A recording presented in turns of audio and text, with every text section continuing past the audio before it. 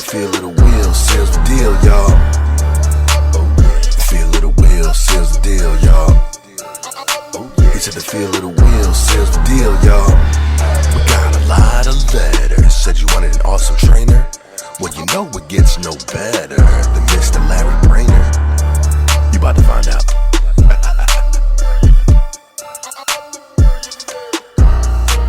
All right. Hey, what's going on, everyone? This is L.A. Williams, Vice President with Dealer Synergy. And man, I am pumped up, fired up, super excited. I always forget to mention that I am one of the creators of the Millionaire Car Salesman podcast.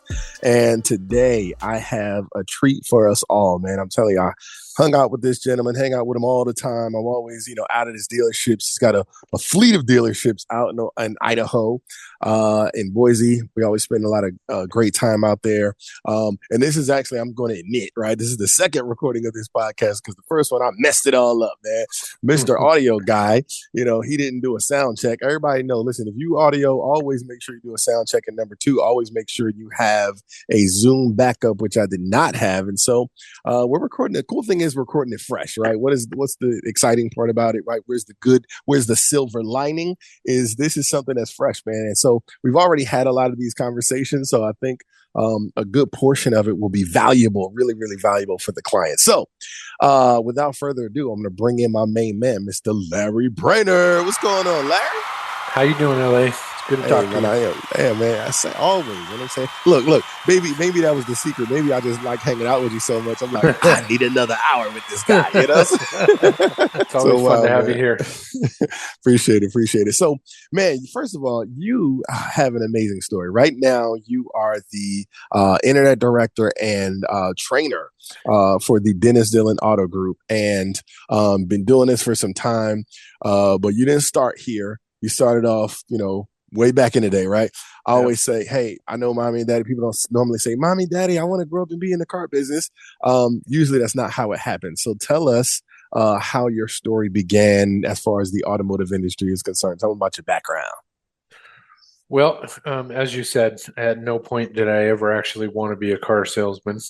I was actually talked into it by a very good friend that I spent years with selling vacuum cleaners door to door, and selling $2,000 vacuum cleaner was definitely a blessing to start with in my sales career because it's raw selling. You have to put the customer in the market for your product. They hadn't thought for 2 seconds about spending $2,000 on a vacuum cleaner before you knocked on their door.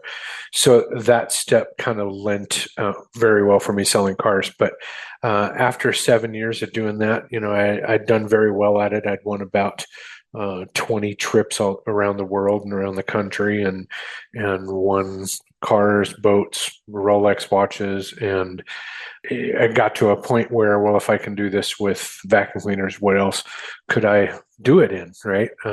But at the same time, part of my getting out of the vacuum cleaner was I was just tired of the stigma of being a door-to-door vacuum cleaner salesperson, And so as my buddy is trying to talk me into selling cars, I didn't want to be a car salesman, right? And so, but 11 months of me watching him move back home, starting over from a bad stint down in Arizona, let's say, moved up here, got on with a big Ford dealership here in town, and I watched him go from renting a room or staying with his mom to getting his own apartment and then buying his own house in about an 11-month period. And so I was, at the time, I got out of vacuum cleaner sales and I was bartending and riding motocross during the day, and I had a pretty bad injury and compression fracture of vertebrae 7 through 12 made it really hard for me to do the bartending job with holding my hands out, in front of me with liquor bottles, filling ice buckets, all that stuff. So it's all timing, right? And so he finally caught me at a point where I was ready to do something else. And he happened to introduce me to a general manager here in town that I have a ton of respect for, who convinced me that I could be a professional salesperson who happens to deal with automobiles and not a car salesman per se. That's good. I like that. And when I walked into the place, I felt like I was a part of something big. It was the Taj Mahal of dealerships in the valley, and I just really felt like I could be a part of something big. So I sold there for about 2.5 years, and after 2.5 years, the president of Lithia sales at that time, Gary Richardson, asked me if I would want to be the trainer. But my name was brought in the hat because of when I went through the week-long training class in Boise with our trainer at the time. He was so impressed with my walk around that when he'd come and do a class in Boise, he wouldn't even do the walk around for his own in the training class. He would literally call me up from the floor and I'd do the my walk around for his training classes. And, they say if you want the next job, just start doing it. Well, that's kind of basically what happened, because he was relying on me to do the training in his class so that when, he got a bigger job and they said, you need to find your replacement, he said, I already got him. And That's so good. I was the only person considered and offered the job. And then every other job that I got offered in the car business after training was basically, I would still say, was because of my walk around, my product presentation. That's cool. Selling vacuum cleaners, I really understood that people buy on emotion, not logic. And when the value outweighs the cost, a sale is made. And it really taught me that work ethic of, if you can make your customer wonder if you've ever worked as hard as they see you working for them, if you can make them wonder if they've ever worked that hard for somebody else, then they've found their salesperson, right? Wow. And it taught me that people would rather buy, honestly, their second choice car from their first choice salesperson than the other Woo. way around, right? That is so good. Wait, you killing it right now. So, So so people buy their second choice car from their first choice salesperson. That right there is powerful, right? So wait, before we go, because I want you to finish your sentence. But this is, I don't, the challenge. What I don't want to have happen. I do want to find out how many cars you sold and all that good stuff, just to kind of lend out the credibility. But I also don't want people to think jumped into the Kirby thing and you was killing it in Kirby sales, and that's he must be a natural born salesperson. So can you clear that up for folks too? Well, I don't think anybody's born a natural born salesperson. I think that in my experience, the people who were told they should be salesperson, I think it's because they're perceived as being that they talk a lot instead of listening a lot, right? And so I don't think anybody's born a doctor. I don't think anybody's born a lawyer or an accountant, and I don't think anybody's born a salesperson.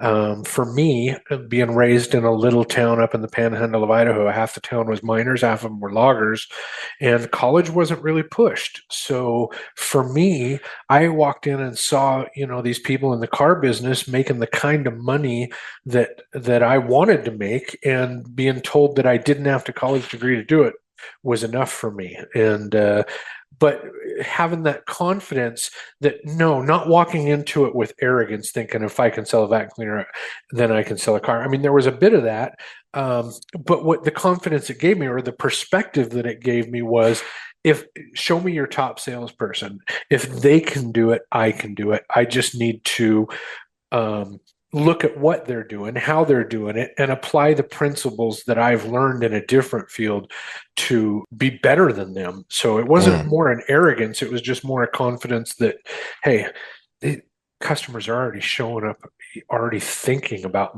buying a new car, right? I don't have to put them in the market. I just have to do the presentation. And one thing that selling a $2,000 vacuum cleaner taught me was that the ego isn't there on a vacuum cleaner, right? The ego is there on what we're going to drive, right? And so I just had to build the emotion, make them want it, and it was going to be easy. But it was just a confidence that if I could do the vacuum cleaners, I could be the best that they had.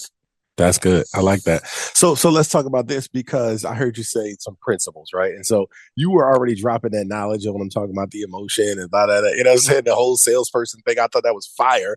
Never heard that one before. But can you give it, I'm going to ask you for 3 principles maybe that you pulled from selling vacuum cleaners that you still use today, whether it's in when you started selling cars or training and things like that. And if you got a different number than 3, that's cool too. But I'm going to request 3. Well, one of the first principles that I was taught was how you do anything is how you do everything, right? We've all worked with somebody that looked like they just picked their uniform out of the laundry basket, shook it, and put it on, Right. right? And then we've also worked with salespeople who looked absolutely dialed, right? You could see the creases in their sleeves of their shirt and in their pants, and their shoes look polished, and that's just an example of how you do anything is how you do or everything. So what it taught me was never let the customer perceive that you were taking a shortcut, right? Let them, and Mm. it goes back to what I was saying, make them wonder if you've ever worked this hard for anybody else. And another thing that it taught me was, and this is kind of a quote I teach my salespeople now, right? Good questions get good answers. Better questions get better answers, and better listeners ask better questions. So, and Zig Ziglar said that really good technique in the hands of a really good person is unrecognizable.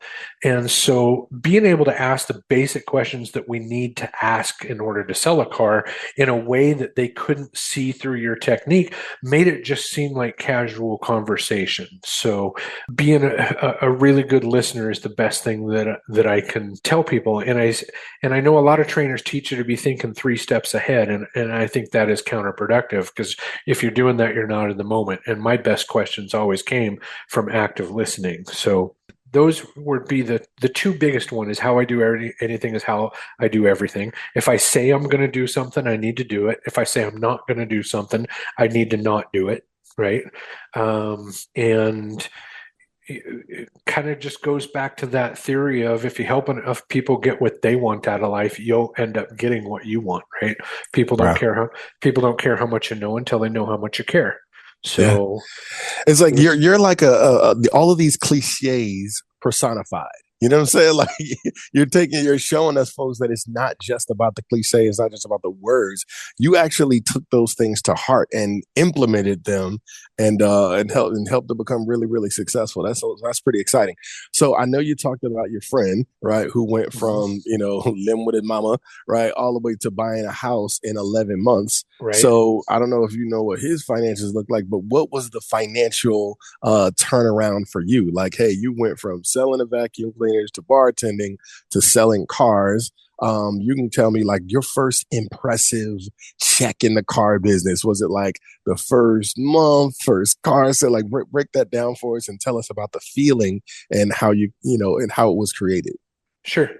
I sold 16 cars my first month.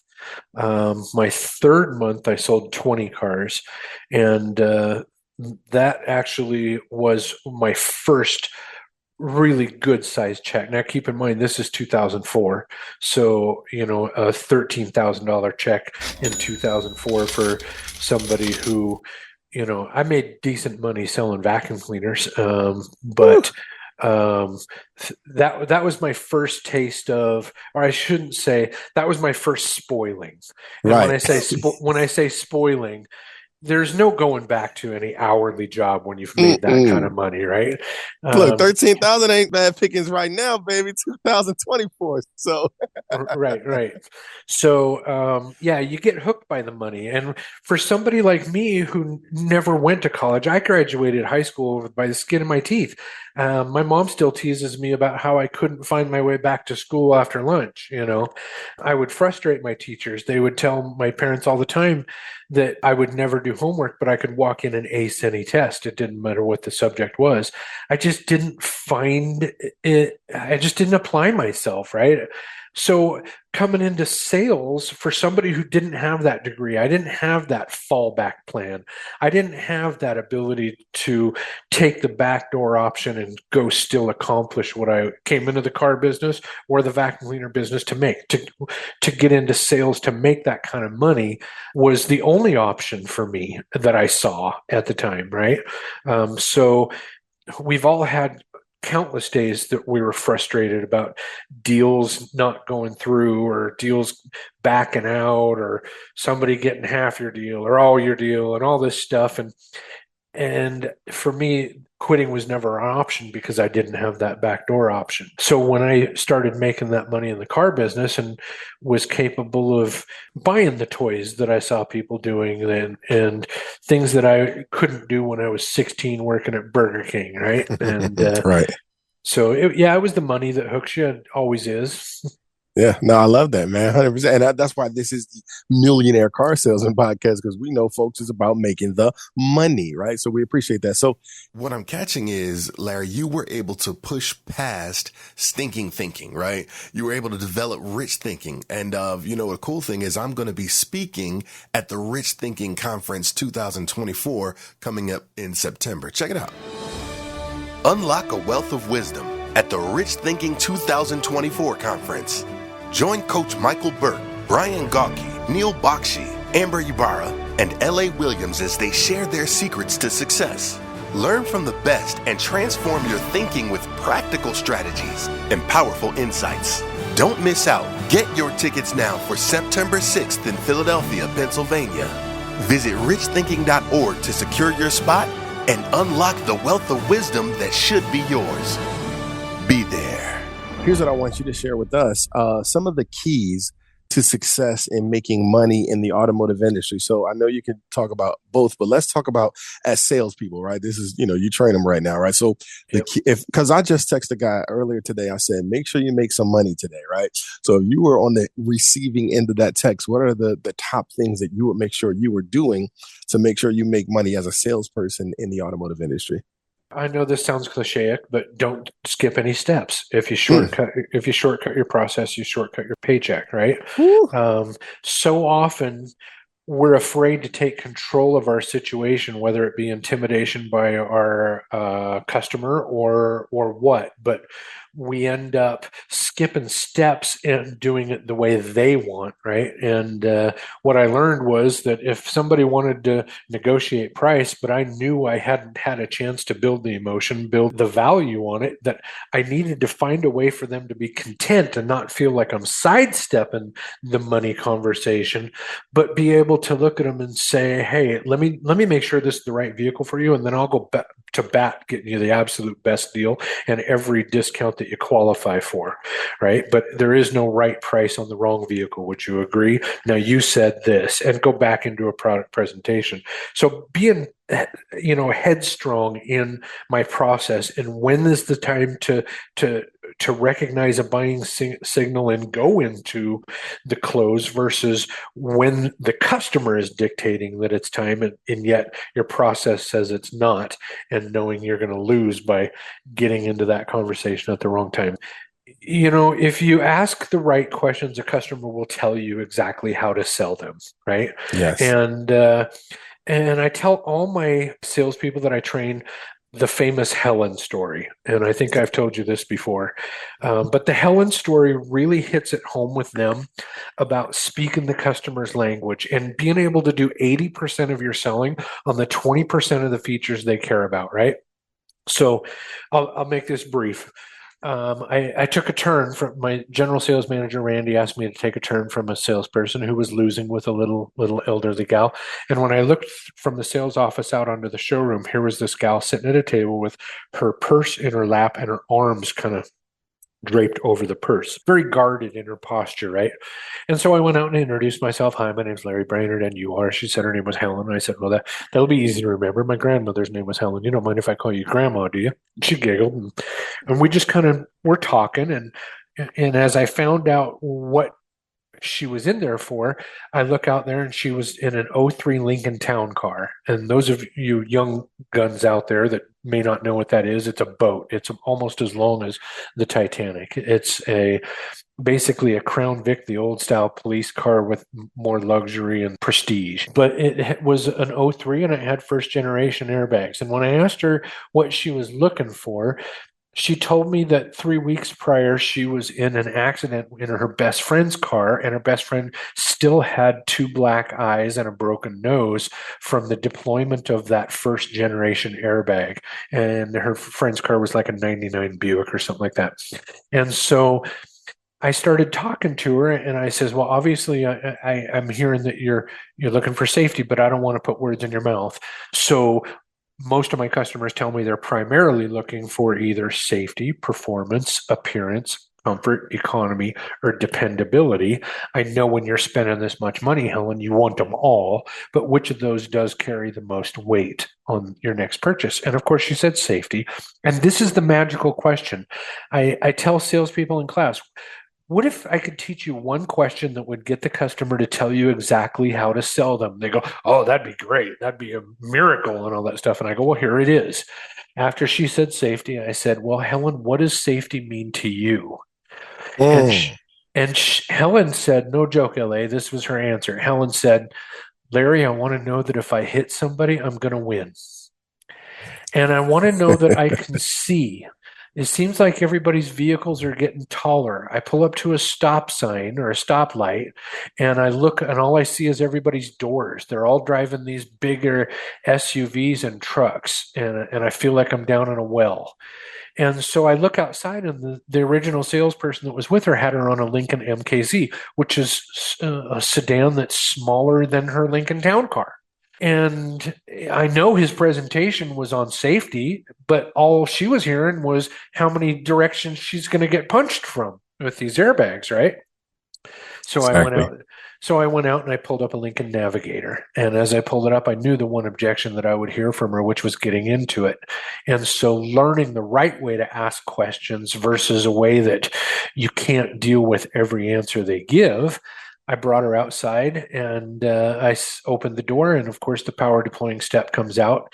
She goes to step up on it with her left foot like most people would. And I says, Helen, do me a favor. I would like you to grab this little handle right here with your left hand and then grab the steering wheel with your right hand. And then what I'd like you to do is step up on this outside step with your right leg first. She goes, okay. And she did it.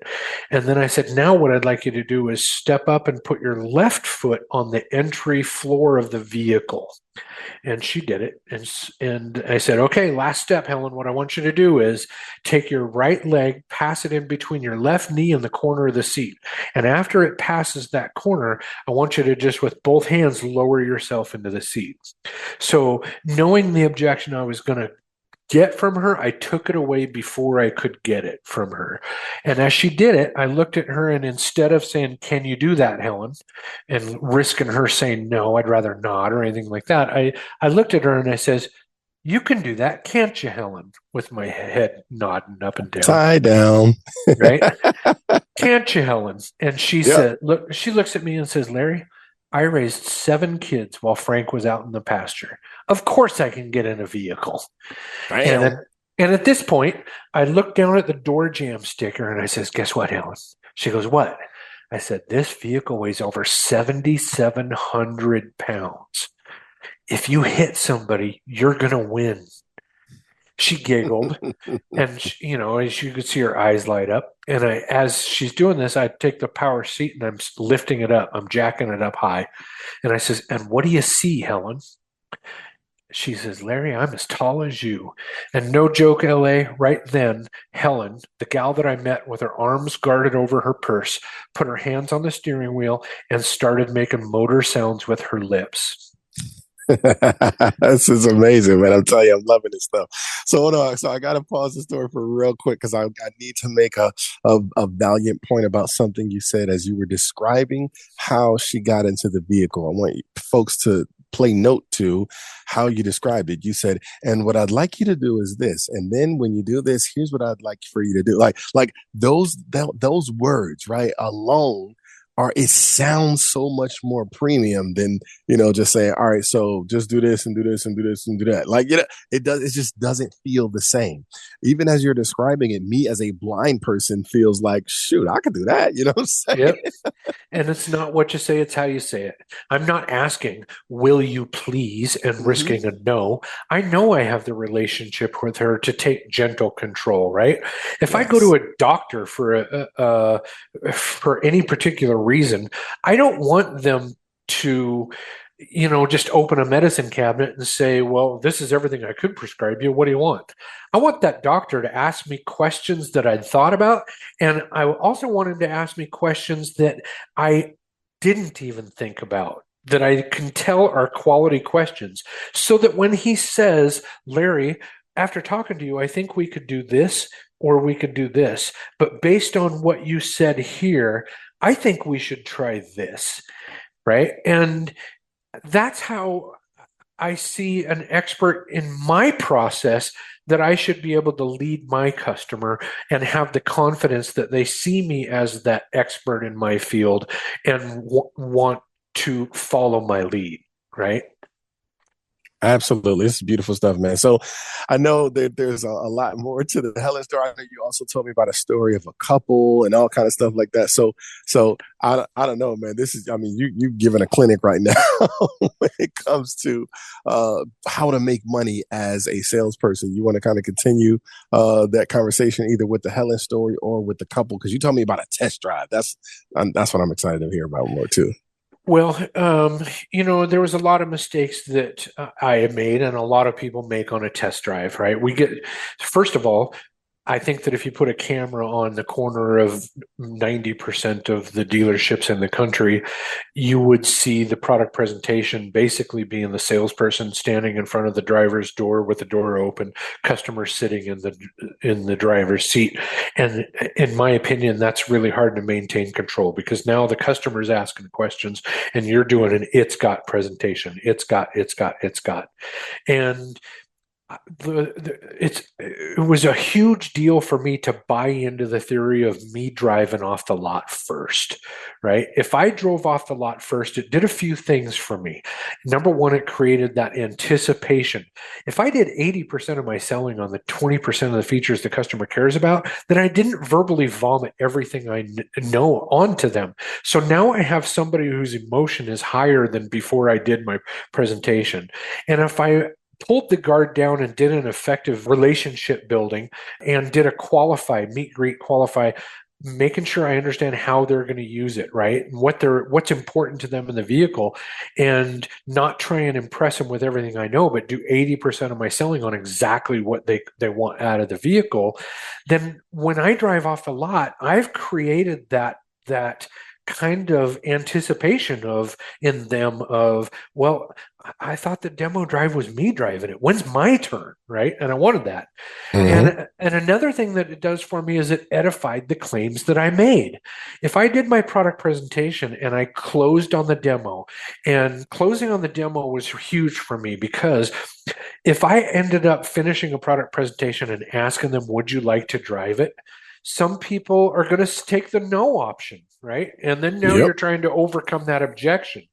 Where if I'm in my product presentation and I close for the demo in my product presentation, hey, LA, you said that you're towing your RV up over Horseshoe Bend Pass, and last summer it overheated and you were only capable of doing 35 miles an hour up that pass, and the 104-degree day, and the kids were crying because you couldn't get to the water because the door was on the side of the trailer up against the guardrail, and it was just a frustrating day, with the hood up and overheating and trying to find coolant and water and all this stuff.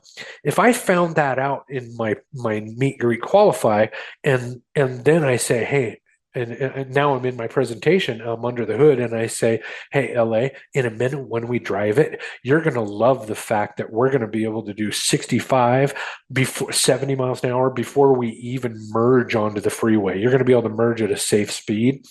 And when you pull your RV up over Horseshoe Bend Pass, you're going to be able to do 65, 70. In fact, you're going to be passing cars. You're going to have the windows up, max AC on, and everything is just going to be comfortable, right? But you'll see that in a minute when we drive it. Hey, I love that line.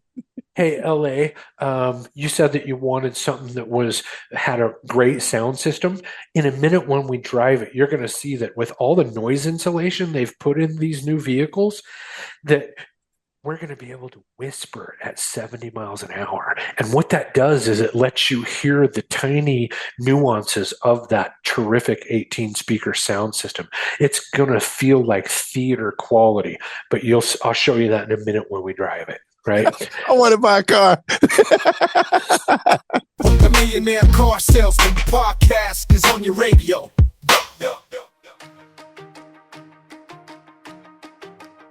This has been the most in-depth training I've had in my lot of years in the car business.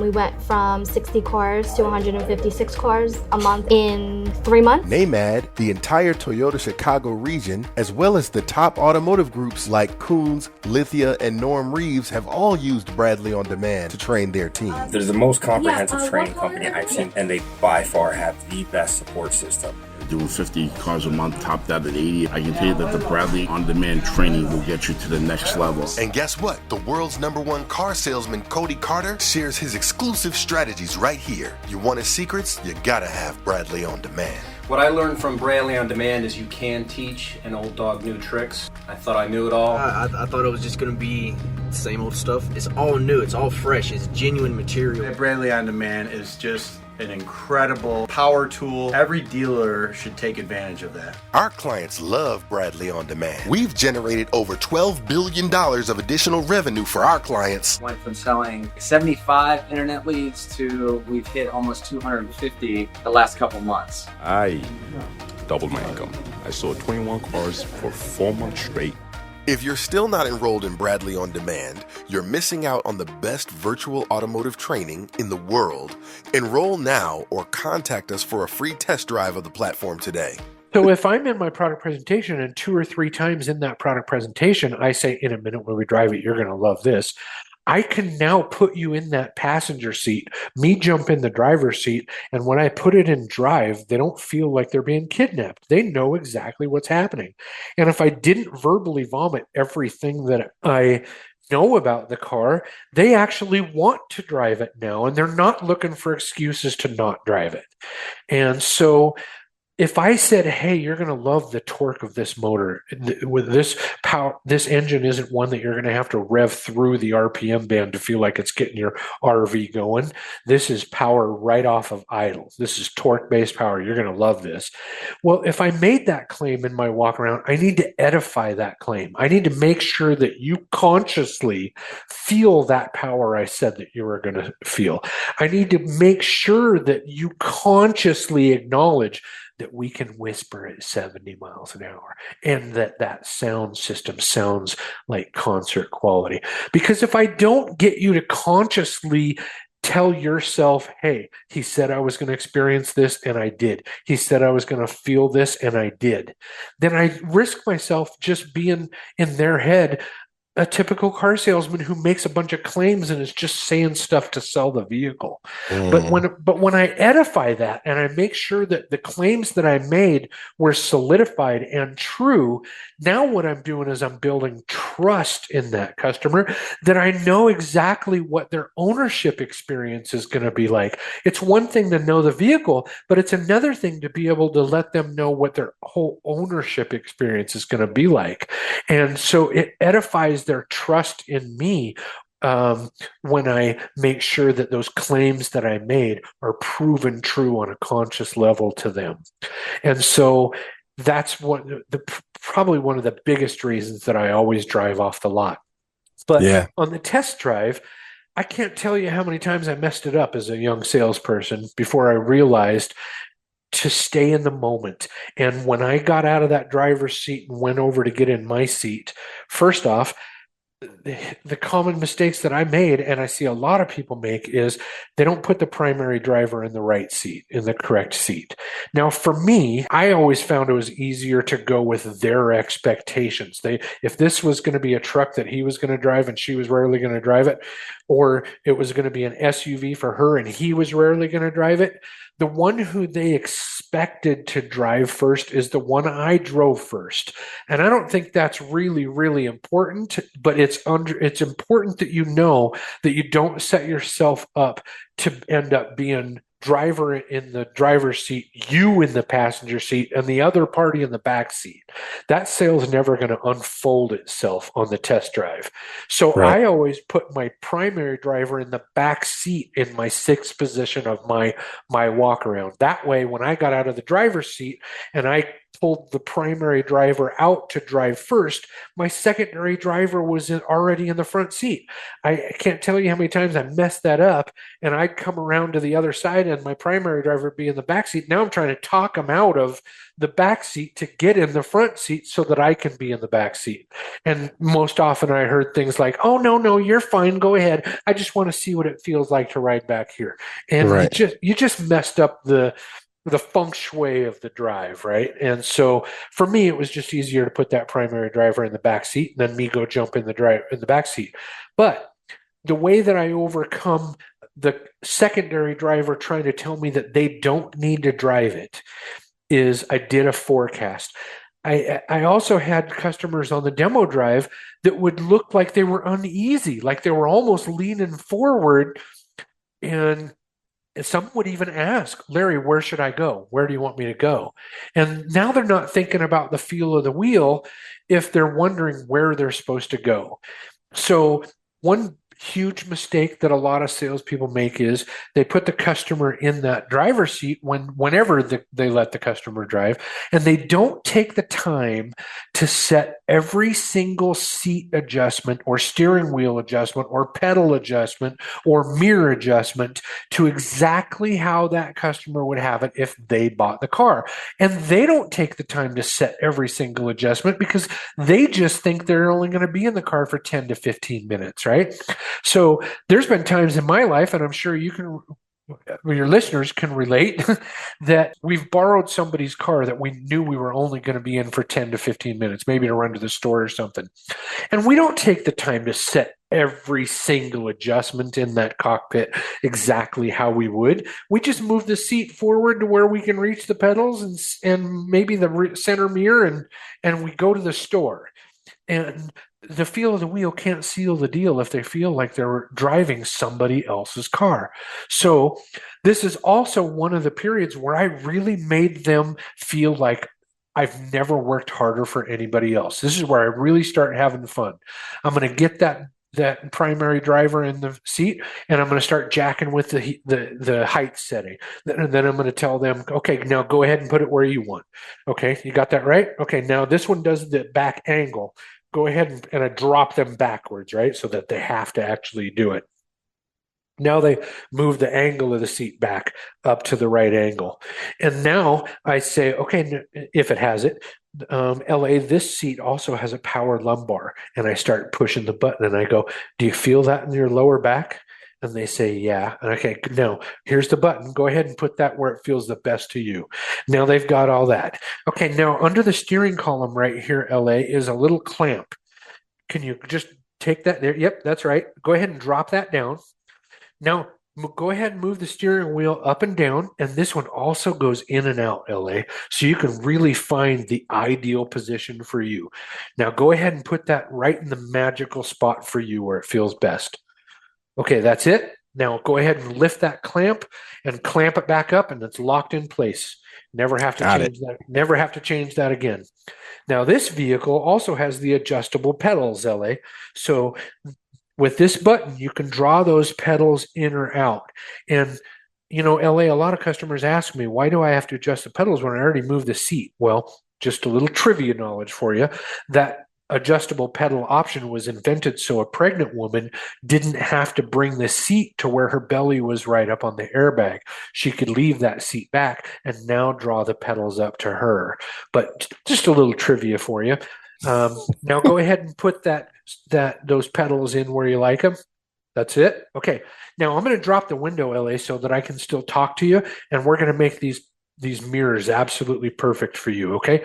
Now go ahead. Now there's a joystick right here on the armrest of the door. So I'm going to push this button over here and it's going to do this one. And this is when I start running like a giddy little kid, and I run to the back corner of the car and I'm waving in the mirror and I'm like, "Can you see me? Can you see me?"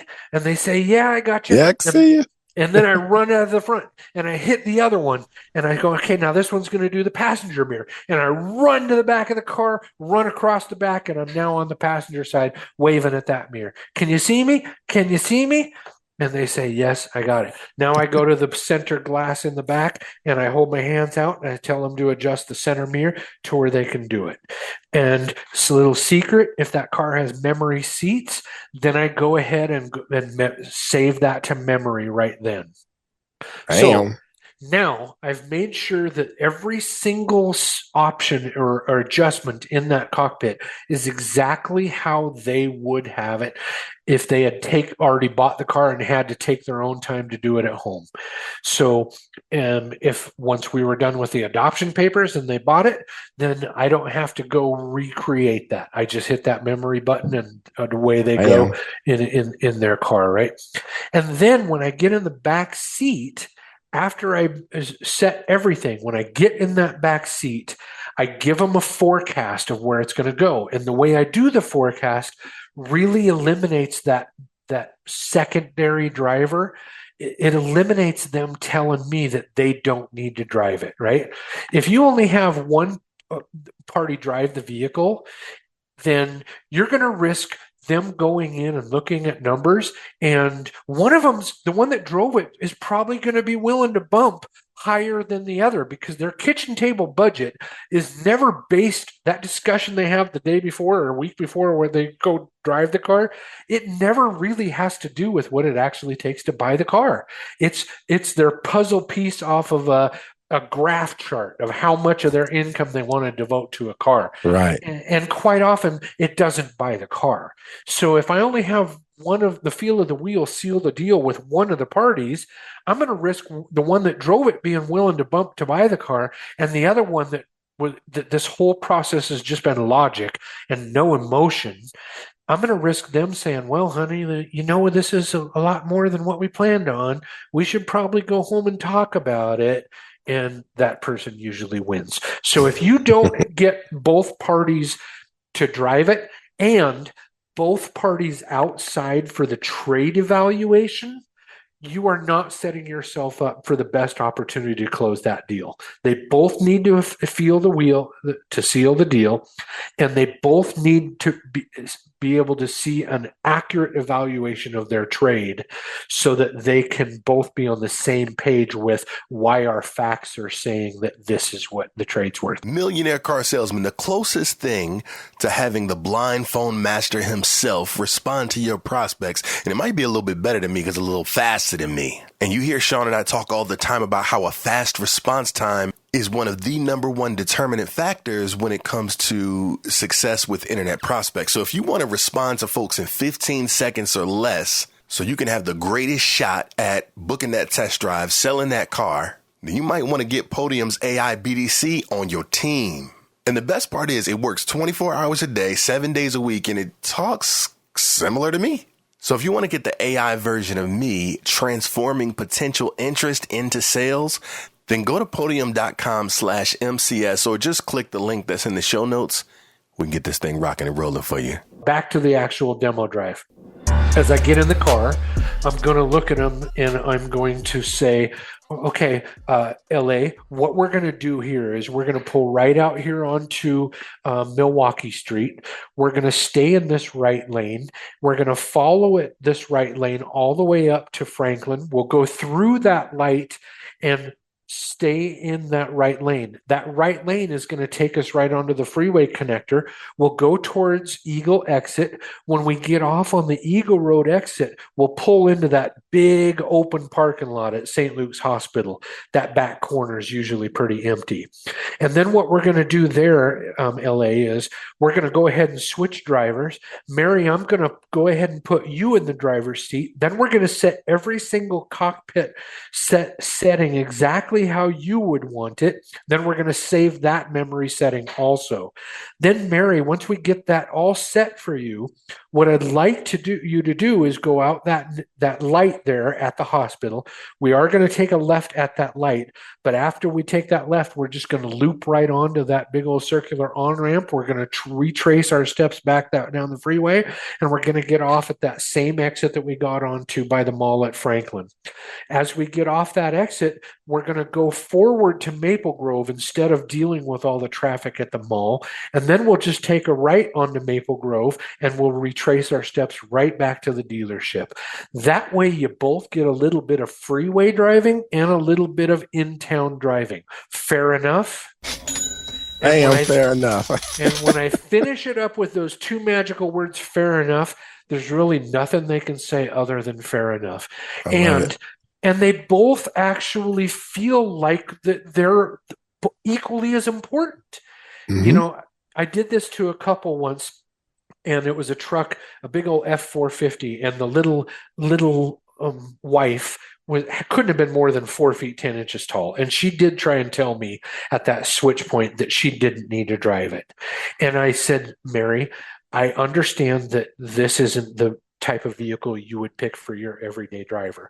But I think Frank and I would both feel more comfortable knowing that if an emergency situation did arise and you needed to drive it, that we would both feel more comfortable knowing that if you needed to, you could.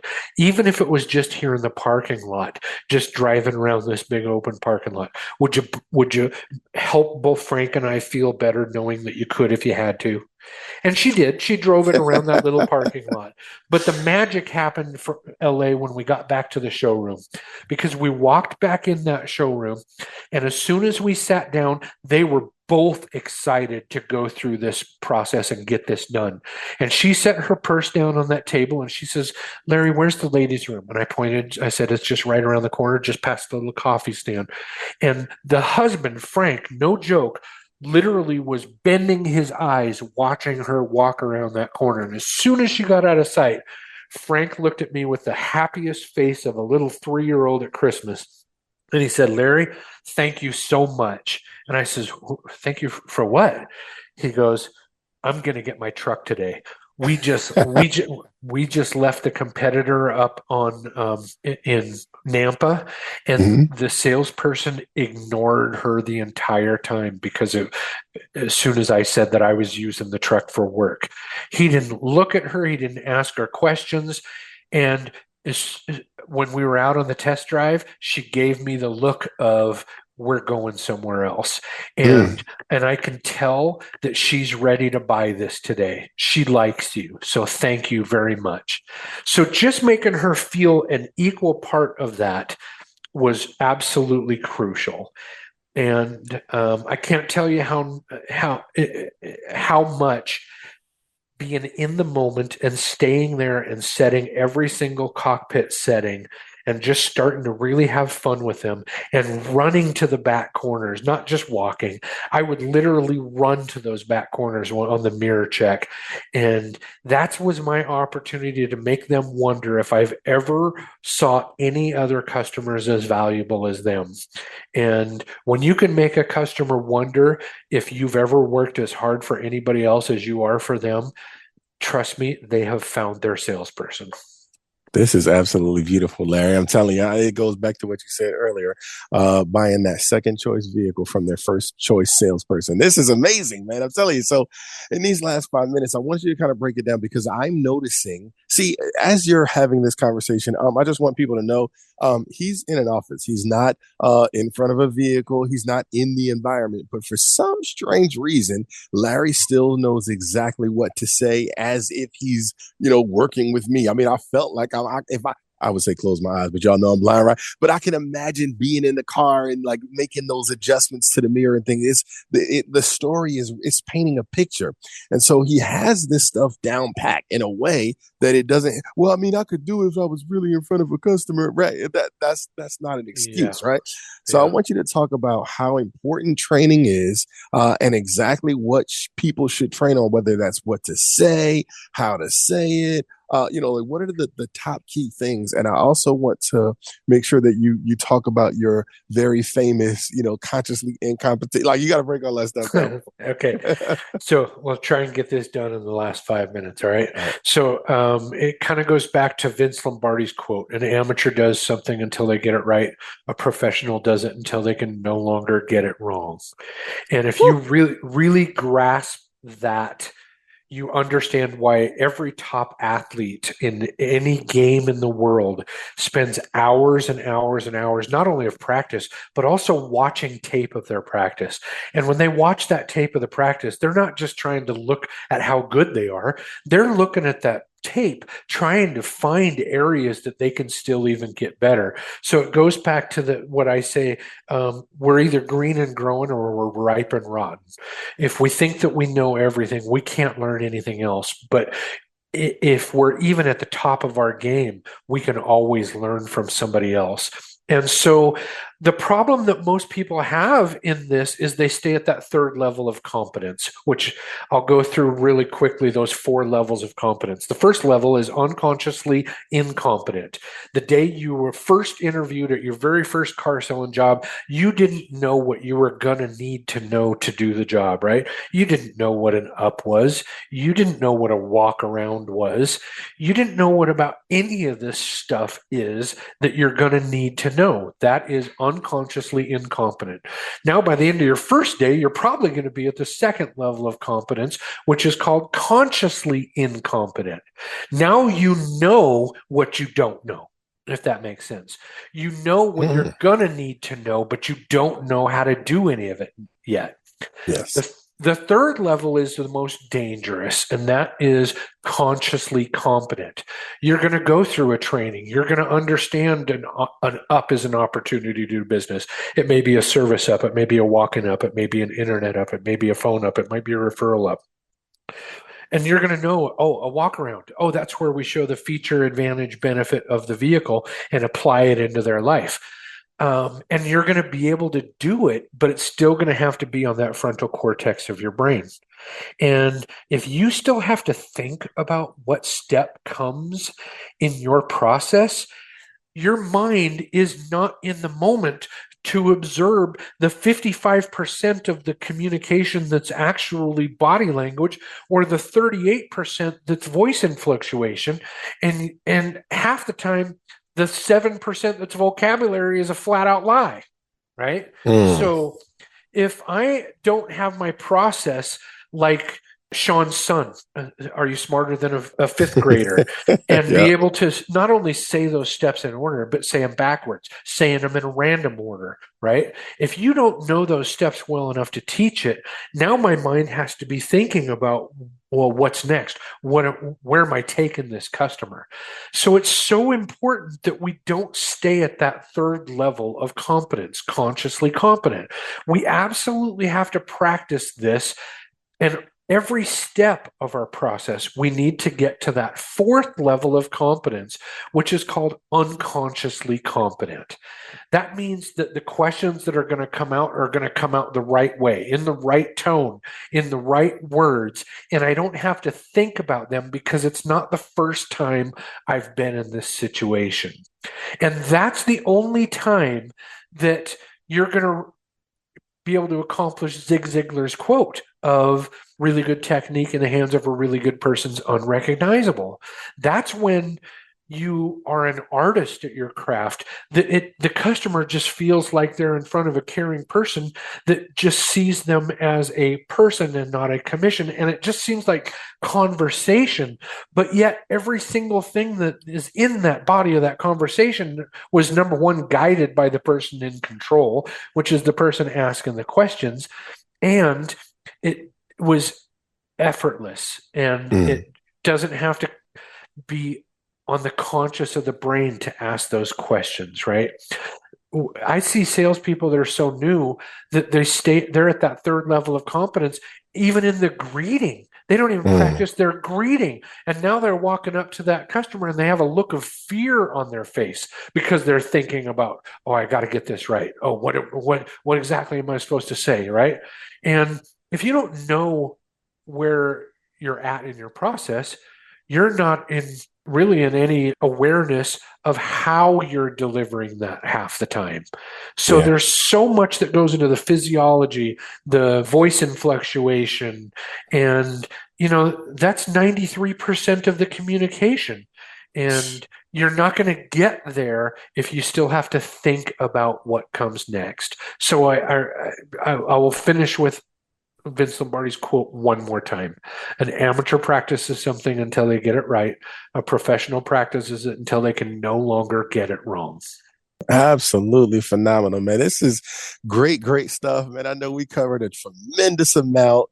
Listen, I don't know. We might have to bring you back, man. It's going to be like by popular demand. You are absolutely killing it. But that's what happens, when you get in front of a trainer like Larry Brainer. You know what I'm saying? That's what's going to happen when you get in front of a L.A. Williams. And listen, I will admit that I've been guilty of saying, you want to be multiple steps ahead of the client. And I hear now that, yeah, what I mean is, kind of knowing your process so well that you already know what's going to happen before the client kind of knows about it. But I get that, sometimes people perceive it improperly and they go, okay, as if you're not staying in the moment. No, that's never the goal, right? The goal is to just know the road so well that you can kind of predict when the hills and when the valleys and, when all of that stuff is going to happen so that you can prepare the customer properly. You can prepare your prospect properly. So, man, I'm telling you, this is some phenomenal stuff, Larry. You just the man. Listen, I always tell you, you are the average of the 5 people who you spend the most time with, and you've just been spending time